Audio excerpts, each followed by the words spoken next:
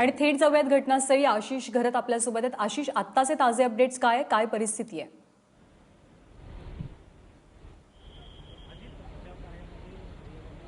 नंदा, आता सुद्धा या ठिकाणी रेस्क्यू ऑपरेशन सुरू आहे। या ठिकाणी जे रेस्क्यू ऑपरेशन चालू आहे त्यामध्ये आता जर पाहिलं तर नेव्हल आणि कोस्ट गार्डचे जे काही हेलिकॉप्टर्स होते त्यांची पाहणी या ठिकाणी आता या मधल्या सुरुवातीच्या पट्ट्यामध्ये थांबलेली आहे, पण पुढच्या पट्ट्यात ही पाहणी सुरू आहे। त्यामुळे आत्ता जे आहे ते राफ्टर्सच्या मदतीने ही संपूर्ण पाहणी आणि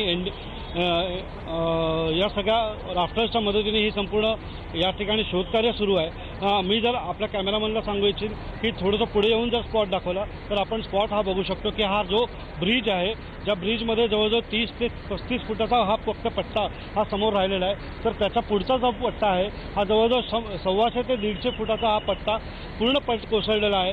हा रात्री झालेला हा सगळा अपघात आहे। त्यामुळे हा अपघात किती भीषण होता हे आपण नक्की जाणू शकतो की आत्ता जे आपण हे चित्र बघताय, हे जे पूल ज्या ठिकाणी कोसळलेलं आहे त्या ठिकाणी जर पाहिलं तर या स्पॉटवरती ॲक्च्युअल आपण जवळजवळ 10 ते 12 फूट उंचीचं पाणी या ठिकाणी होतं, पण आत्ता जर आपण पाहिलं तर ते सगळं पाणी या ठिकाणी निवळलेलं आहे।